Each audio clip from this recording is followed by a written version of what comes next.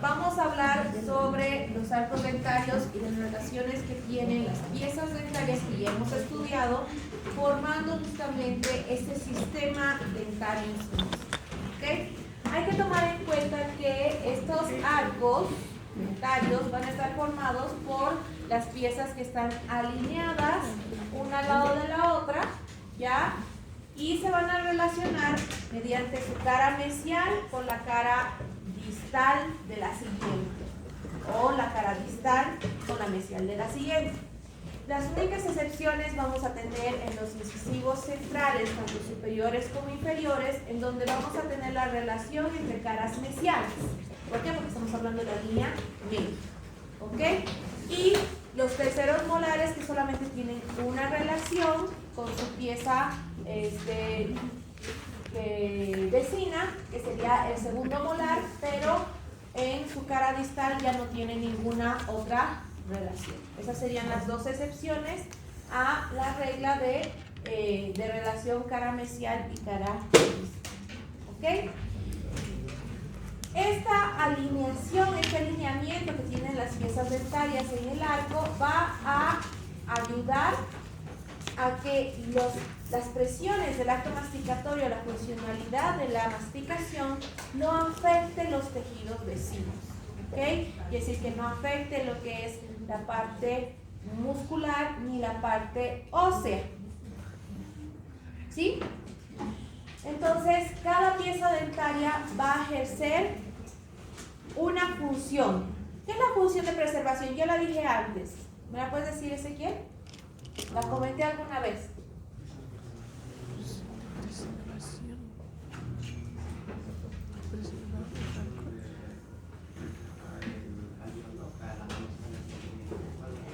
Sí, preserva el alveolo, pero prácticamente su nombre de esa función es de autopreservación.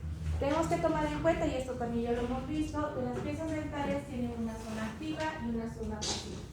Esa zona activa es la que va a ejercer su funcionalidad en la masticación, que es la parte que está siempre en contacto con los alimentos y que va a hacer lo de la corte, prensión y aplastamiento y desgarre que tienen cada una de las piezas dentarias según su forma. ¿Ok? El resto de la pieza dentaria es la zona pasiva. Esa zona pasiva se va a encargar prácticamente de preservar la pieza en su posición. Al mantenerla en su posición, va a mantener el equilibrio durante las fuerzas masticatorias. ¿Ok? Y por lo tanto evita que haya daño en los tejidos peridentarios.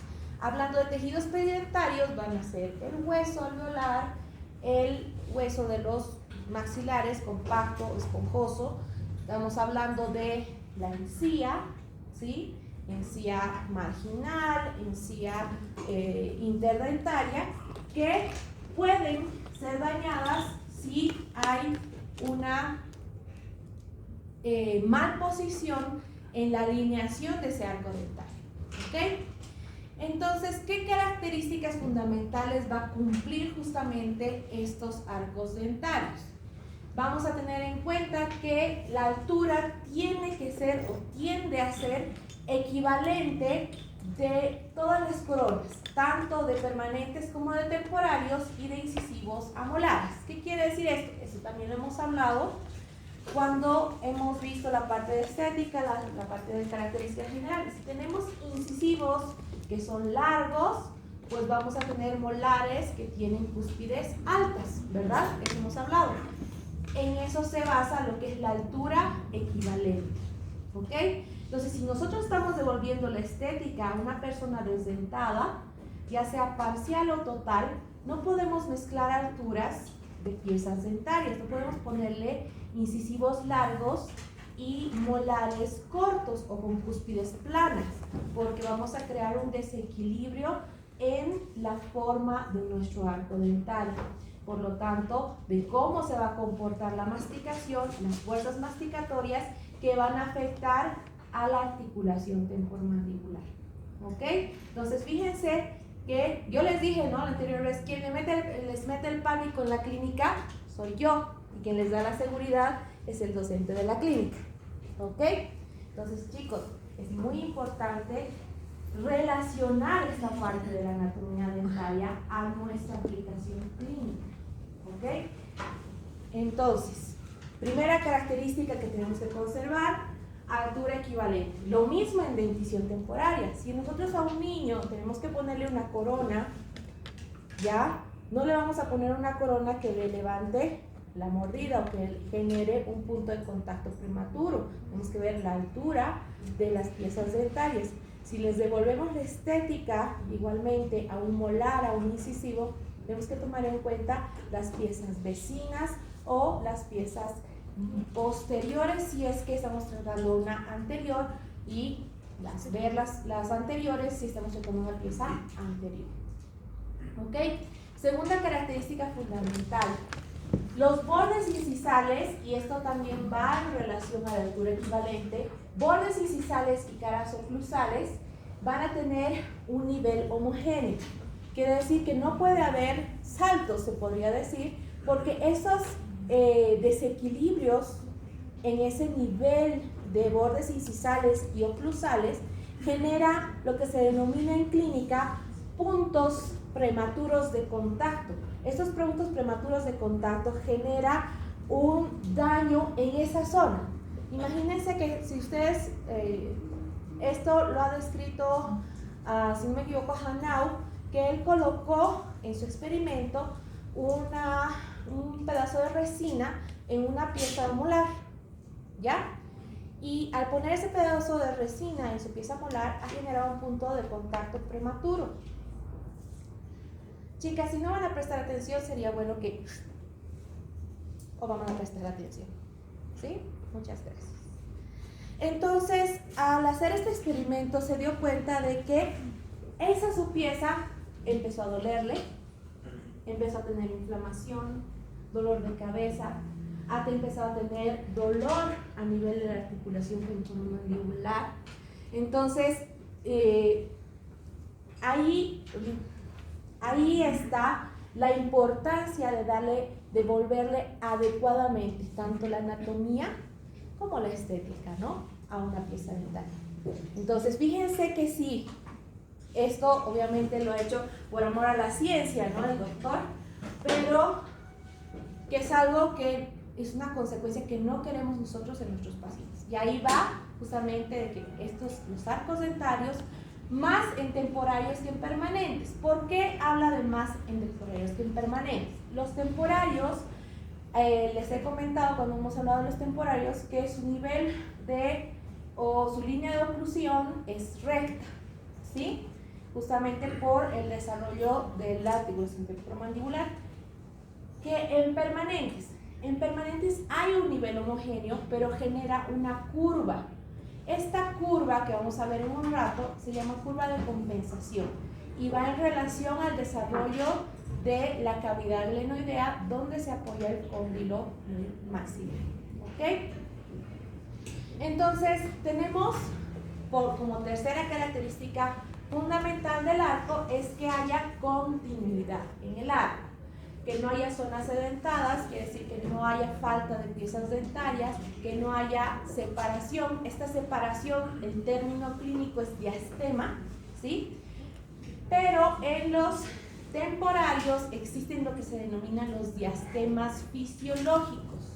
Estos diastemas fisiológicos también hemos comentado en su momento cuando hemos hablado de las piezas temporarias, que son espacios de compensación en donde se compensa el tamaño de las piezas permanentes que van a sustituir a las temporales. Por lo tanto, sí deben existir estos espacios a cierta edad y se dan justamente por el crecimiento del maxilar. Entonces el maxilar va creciendo, las piezas no crecen, por lo tanto se genera el espacio y que va a corresponder a las piezas permanentes que van a sustituir a las temporales. Entonces eso es natural, fisiológico y que tiene que pasar.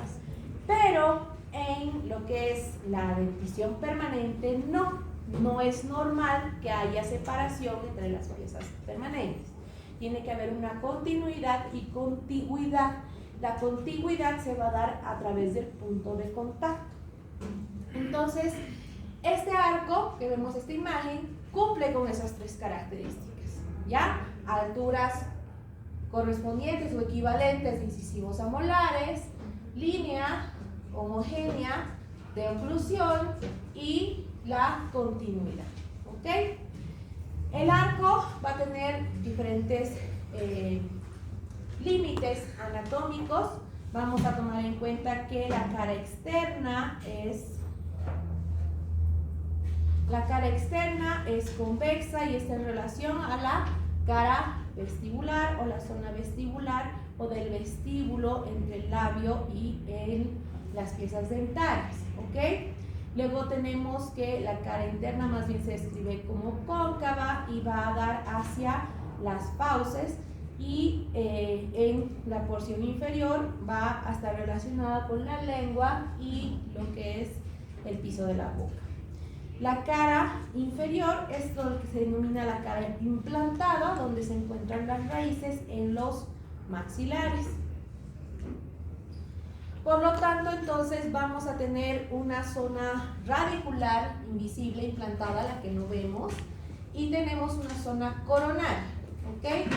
Ambas se van a unir por las líneas cervicales y tienen que tomar en cuenta que se va a formar un borde festoneado. Este borde festoneado se ve tanto en la parte ósea, que seguramente han visto en los cráneos, como en la parte tisular, en la encía. El tejido de la encía también forma un festoneado que recorre justamente la porción cervical del cuello de las piezas dentales, ¿ok?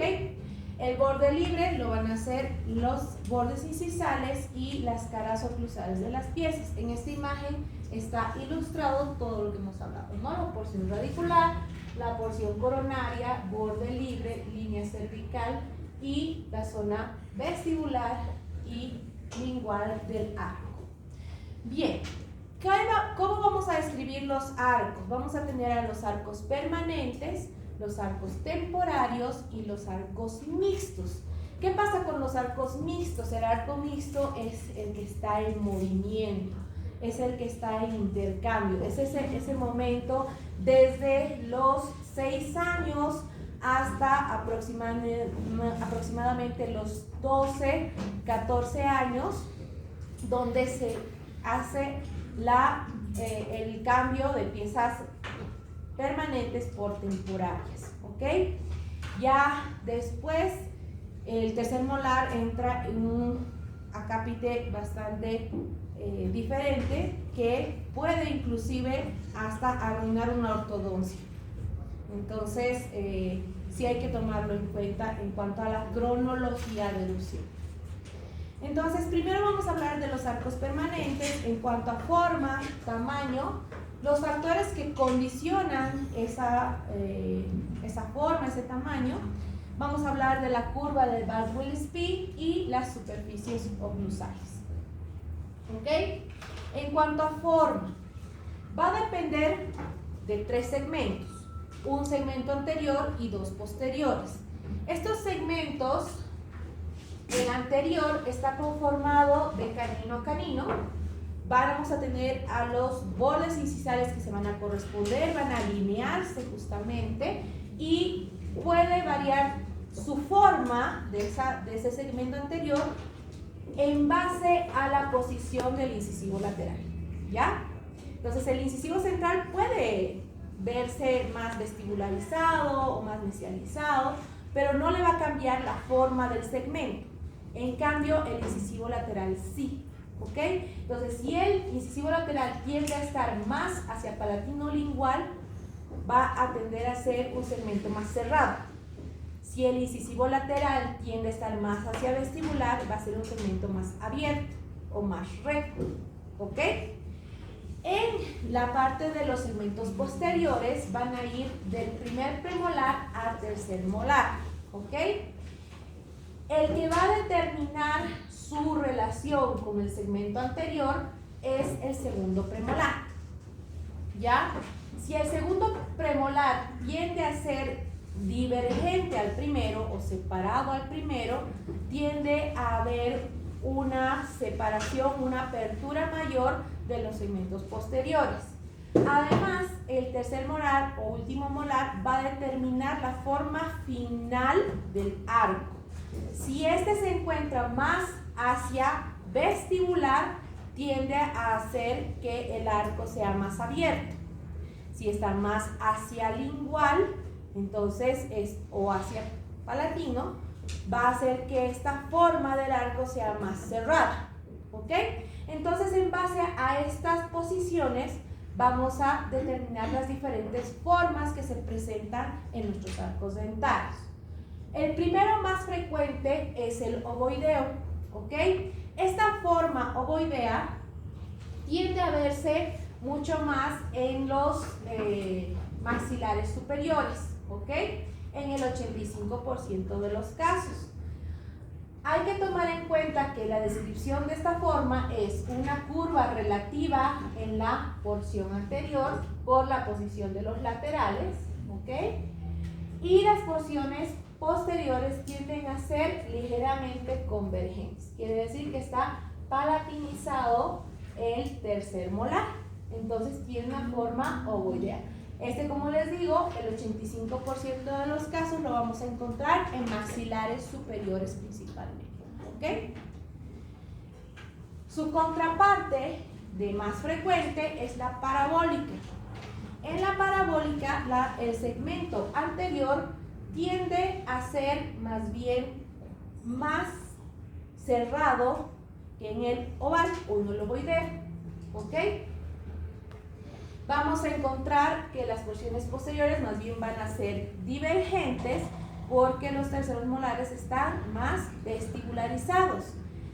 Este caso se encuentra casi en el 100% de los casos de maxilares inferiores y esto acompaña justamente a la propia forma del maxilar inferior. ¿Ok? Entonces, más frecuente maxilar inferior. Las siguientes formas son variantes de estas dos que estamos estudiando. Entonces, tenemos, en cuanto a la variante de la ovoidal, tenemos a la elíptica, donde las curvaturas van a estar más exageradas. Quiere decir que la porción anterior es más cerrada y la porción posterior también es más cerrada. Tiende a ser mucho más cerrado. Se encuentra en personas que tienen la facie un poco más angosta, ¿ok? Al tenerla más angosta, pues hay menor espacio también para el arco dentario y se ve como un poco más apiñado, pero puede existir una alienación normal en esta forma elíptica. Hay exageración tanto en la curva anterior como en la convergencia de los segmentos posteriores. También en este caso de arco a veces se encuentra lo que se denomina el paladar ojival o paladar alto, ¿ok? Luego tenemos entre las variantes de la parabólica la hiperbólica. Igualmente generamos una mayor curvatura en el segmento anterior y el segmento posterior tiende a ser un poco más abierto. Igualmente, son personas que tienen una estrechez en la zona anterior. ¿Ok?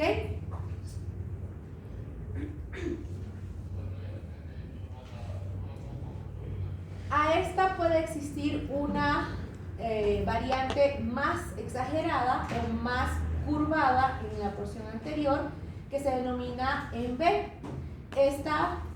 En la porción anterior prácticamente se genera como una angulación en la zona anterior entre los incisivos centrales y esto es por la palatinización de los incisivos laterales, ¿ok? Están muy palatinizados, por lo tanto genera esta forma en V o en triángulo, ¿ok? La última variante de forma que podemos encontrar más bien en personas que tienen una facies un poco más amplia o más ancha es la forma de U o cuadrada, también está descrita en algunos textos. Esta forma de U o cuadrada vamos a tener un segmento anterior prácticamente recto y va a formar casi una angulación entre el segmento anterior y los segmentos posteriores, ¿ok? Y el ángulo va a estar dado entre el canino y el primer premolar. Estas van a ser paralelas entre sí. Normalmente la presentación de esta forma de arco vamos a tener paladares más bien planos o bajos, ¿ok?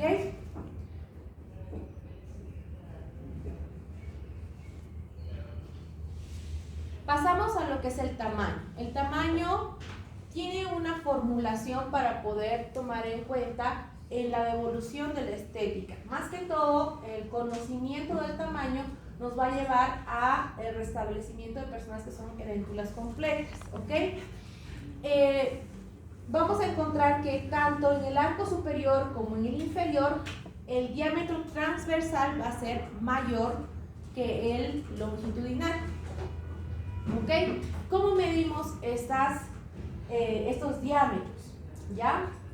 Vamos a medir el longitudinal, que está como S o sagital.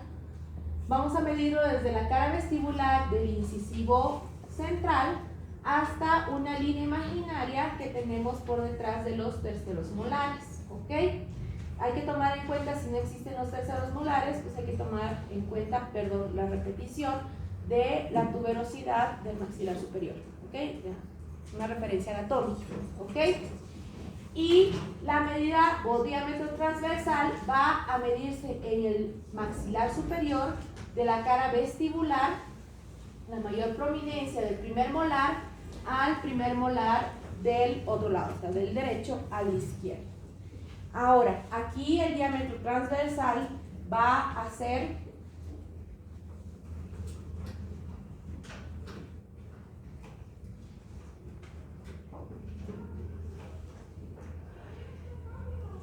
de 5 milímetros la diferencia entre el transversal y el longitudinal, ¿no? 5 milímetros más que el longitudinal. ¿Hay mayor diferencia en el arco inferior? Sí, porque tenemos la divergencia de los segmentos posteriores.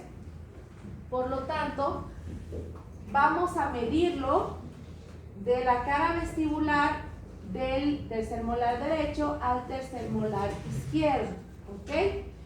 El sagital es el mismo, incisivo central a la línea que pasa por detrás de los terceros molares.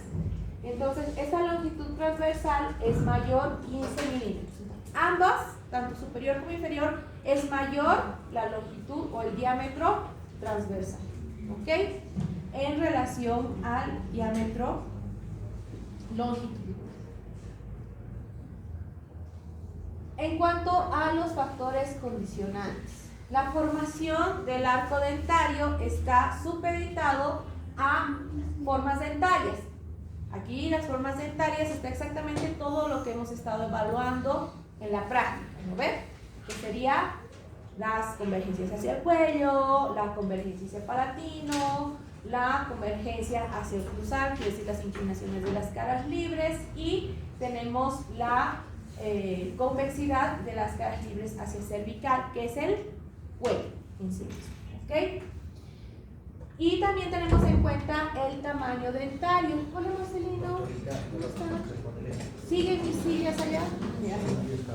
No hay problema. ¿Ya? El tamaño dentario también va a influir en el arco. Tenemos que tomar en cuenta que a veces hay una divergencia en cuanto al tamaño del maxilar, del hueso, y el tamaño de las piezas dentarias que se heredan, ¿verdad?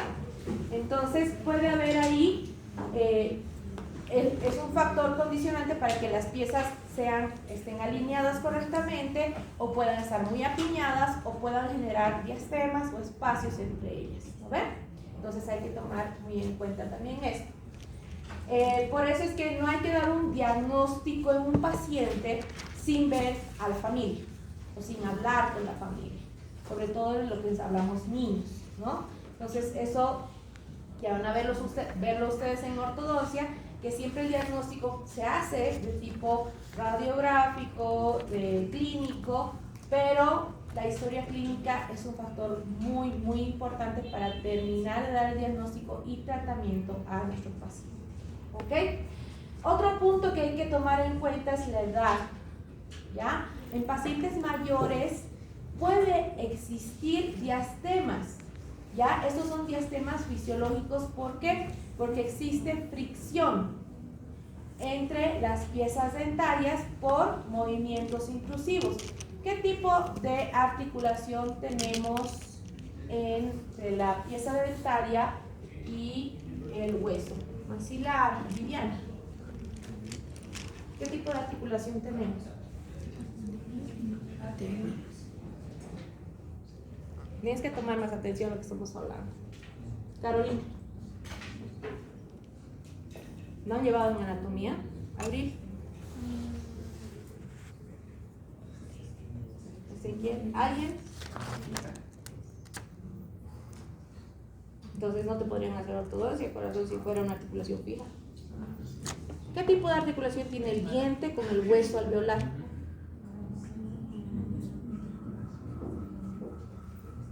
Tiene un nombre en anatomía. ¿Se acuerda alguien? Tarea. Le voy a poner un punto más a que me diga en la siguiente clase. Esta articulación tiene movimientos mínimos y milimétricos de intrusión y extrusión. ¿Ok? Estos movimientos mínimos de intrusión y extrusión pues generan fricción entre las piezas dentarias en lo que se denomina el punto de contacto. ¿Ok? Que es lo que vamos a llevar en la última clase. Ese punto de contacto se desgasta y pierde milímetros nuestro arco dentario. Puede que se compense y vuelvan a acercarse las piezas, o puede que más bien se separen. Y no sé si han visto a personas muy mayores con dientes naturales que pareciera que sus dientes como que se han separado. Y es justamente, no solamente puede darse por una enfermedad periodontal, puede estar muy sana su encía, su ligamento periodontal, todo lo que es los tejidos peridentarios, pero existe esa separación y es justamente por eso, por la fricción entre las piezas dentarias. Bien, otro elemento es la forma del hueso, que es las características antropométricas de cada persona. Cada persona tiene la forma de la cara diferente, que también viene de herencia, viene de todas sus características personales.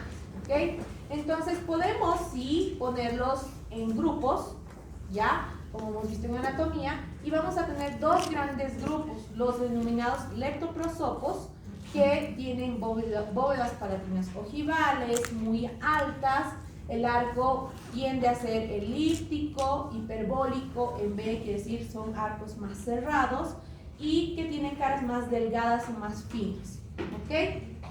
Que son las personas que son más delgadas, incluso a veces más altas, etc. Y tenemos a los euriprosopos, que más bien tienden a tener bóvedas palatinas bajas, arcos dentarios en forma de U, y el resto quedamos al medio. ¿Ok? Entonces, en los euriprosopos tienden a tener una conformación ósea mucho más amplia, más ancha. ¿Ok? También los huesos tienen una conformación más maciza, se podría decir, más ancha. ¿Ok? Como les digo, estos son extremos y todos los demás quedamos al medio.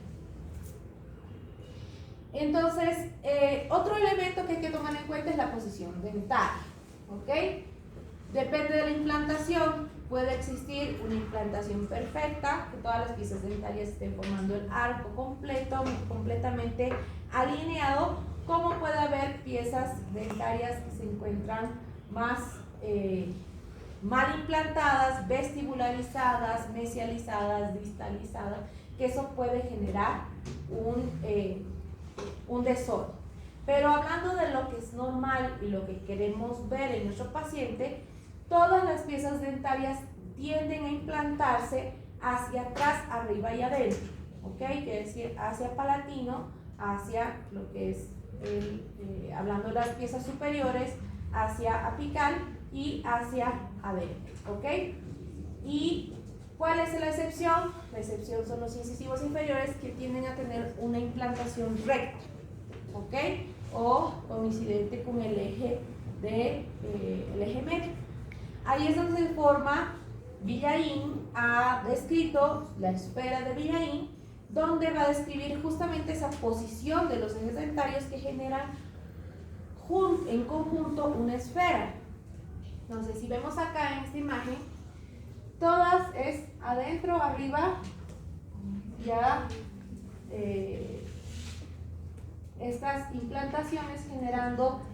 Hay otras imágenes en donde se ve una esfera por detrás de los maxilares que justamente va a ir en conjunto también con la implantación de las piezas inferiores, ¿ya? Y el punto medio o el punto de coincidencia es el punto glabelo. En cuanto a los ejes de las piezas del arco superior, vamos a describirlos de la siguiente forma. Primero visto desde vestibular y luego visto desde proximal. Tomen en cuenta que a veces sí la descripción confunde, pero luego vamos a ver la imagen y nos va a aclarar todo. Esta es la descripción de la implantación en hueso. No tiene relación con la forma de la raíz en su desarrollo, ¿ok? Entonces, vista desde vestibular en las piezas superiores, tenemos que el ápice va a inclinarse hacia distal y va en aumento de incisivos a premolares. Es decir, que en los premolares está más inclinado hacia distal. Y luego en los molares tiende más bien a inclinarse hacia mesial, aumentando del primero al tercer molar. ¿Ya? La implantación va a ir hacia mesial, visto desde vestibular. Visto desde proximal, es decir, mesial o distal, vamos a ver que va de apical a palatino para todas las piezas. ¿Ok? Es mayor la inclinación en los incisivos y caninos, y en los molares va a ir aumentando igual hasta el tercer molar. Los premolares que quedan al medio son los que están menos inclinados. Entonces, pasamos a la imagen. Esto nos va a aclarar todo. Vestibular, vista vestibular. Entonces van a ir hacia distal, distal, distal. 3, 5, 6, 5 y 7 grados hasta el segundo premolar. Y el primer molar coincide con el eje, ¿ok? Mientras que el segundo molar hacia mesial 6 grados y el tercero hacia mesial 13 grados. Y ojo, fíjense que no tiene relación con la forma de la raíz. La raíz sí o sí va a ir hacia distal. La vista proximal, inclinado hacia palatino. 17 incisivo, 20 mayor, 17, 11, 7, que son los menos inclinados hacia palatino, los premolares, y luego igualmente van a inclinarse. El primero, segundo y tercer molar es el que más está más inclinado, 17 grados hacia palatino. Entonces, todos están inclinados hacia palatino. ¿Qué hora es? Ah, estamos bien. No. ¿Qué ojo? Está en el libro de Fiún y Garino, chicos. ¿Qué nos hablando de la imagen? Ya. En cuanto al arco inferior, en el arco inferior sí la descripción a veces es un poco ¿ya?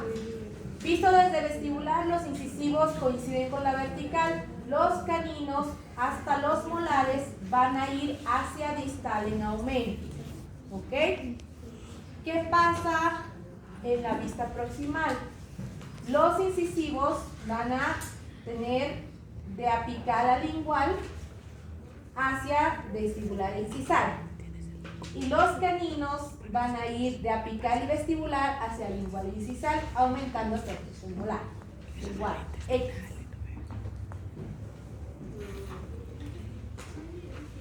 De la vista vestibular, todos van hacia distal excepto los incisivos. Ya, los incisivos los tenemos coincidentes con el eje o con la vertical. Tenemos canino, premolar, premolar, 3 grados, 5 grados, primer molar 10 grados, segundo molar 10, 15 y tercer molar 20 grados, todos hacia distal. La vista vestibular, la vista proximal, perdón, hacia lingual, incisivos, ¿ok? Canino hacia vestibular, vestibular, cada vez más. De canino a molares van a inclinarse hacia vestibular, sus raíces, la parte apical, de 2 grados, 3 grados, 9 grados el segundo premolar, primer molar 13, segundo 12 y el tercer molar se inclina 25. ¿Por qué es estas inclinaciones? ¿Por qué es esta implantación? Es para el correcto engranaje entre el maxilar superior y el maxilar inferior. ¿Ok? Entonces, esa es la razón, y que las fuerzas masticatorias puedan disgregarse correctamente hacia el hueso. ¿Ok? Bien, luego pasamos a lo que es el reemplazo dentario. ¿Qué es el reemplazo?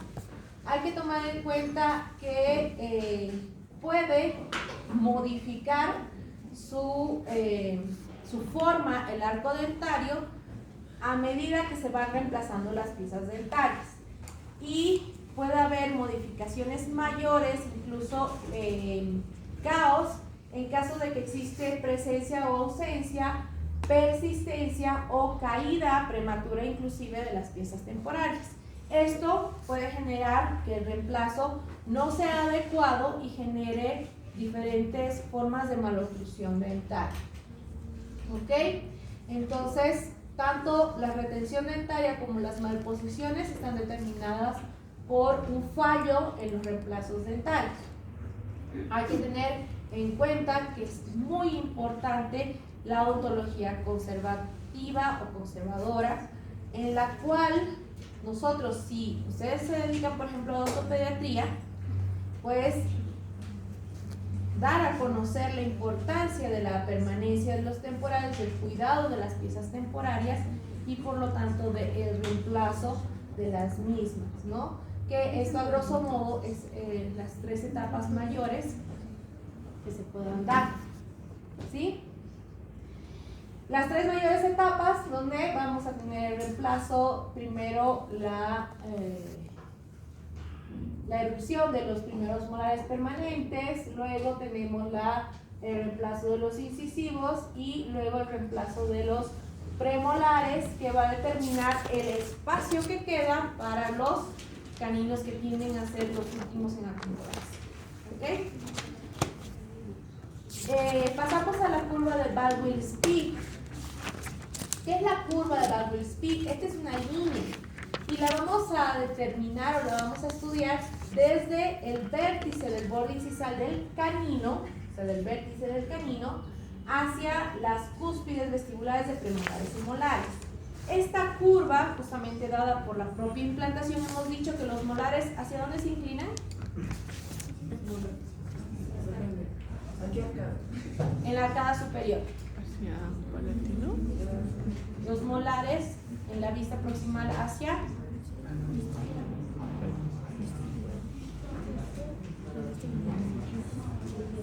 Distal. No, distal. A ver, ¿de qué vista he dicho? ¿dónde se inclinan en la vista vestibular? De vestibular. Vista vestibular, o sea, de frente. Hacia mesial. ¿Sí? Hacia mesial. Ahora todo tiene sentido. Ya. Y yo. Entonces, esto va a generar que la curva va a ser dirigida hacia arriba, adelante y adentro. ¿Ok? Y esa es la imagen. Fíjense, es una curva que va del vértice del canino a las cúspides de los molares. ¿Ok? Pasando por los premolares. ¿Qué compensa esta curva? ¿Por qué se llama de compensación? Compensa la profundidad o la curvatura de la cavidad glenoidea. ¿Por qué no se encuentra en el arco temporario? Porque la cavidad glenoidea es plana y a medida que se va desarrollando, esta va generando una profundidad, va generando una real concavidad, ¿ok? Una fosa verdadera donde se va a apoyar el cóndilo del maxilar, ¿ok? El cóndilo del maxilar igualmente tiene una forma. En los infantes, en los niños, tiende a ser plano, inclusive tiende a tener una forma muy pequeña, ¿ok? Que, claro, va en relación a la fosa plana. A medida que se va desarrollando, pues se va generando esta curva. Y esta curva de compensación se da solamente en los permanentes. En los temporarios es una línea oclusiva lineal en sí misma, plana, ¿ok? Ahora, que tiene que existir en ambos lados, sí. ¿Y qué pasa si no se conserva? Si, por ejemplo, se le pone una prótesis total a un paciente en donde no haya curva de compensación. Si no hay curva de compensación, pues generamos un problema en la articulación, incluso se puede generar fisuras en el cóndilo. ¿Ya? Es importante justamente generar esta curva de compensación porque en el momento de la masticación no hay interrupción en el momento de los movimientos masticatorios. Ya van a ver en fisiología de la oclusión que los movimientos masticatorios forman una forma como de V en las etapas de la apertura de la apertura bucal, perdón, y donde no debe haber ninguna interferencia entre lo que es la guía canina, la guía incisiva y etc. ¿No? Todo eso van a ver tanto en fisiología de la oclusión como en ortodoncia ya como para aplicar, pero en fisiología de la oclusión van a llevarlo completamente. El último elemento que va a influir en nuestros arcos permanentes es la superficie oclusal. Esas superficies oclusales que estamos tallando, que estamos trabajando, que estamos reproduciendo para poder aprendérnoslas, que son cúspides, surcos, fosas, rebordes marginales, surcos interdentarios, todo que tiene su posición natural. ¿Ok? Toda esta disposición va a corresponder al nivel del cóndilo del mismo lado. ¿Qué quiere decir eso? Si nosotros hacemos una restauración del lado derecho y esta no está acorde a la anatomía, va a afectar a la articulación del lado derecho, no a la contraparte, sino al lado derecho. ¿Ok? Por eso del mismo lado.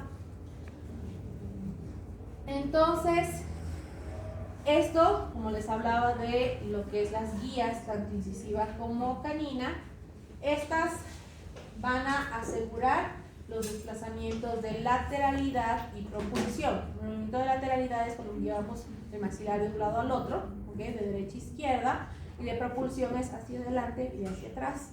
¿Okay? Si va hacia atrás es mínimo, pero hacia adelante tenemos un movimiento un poco mayor, pero tiene que ser siempre sin ninguna interrupción, o sea que no choque con nada en el momento de realizar estos movimientos.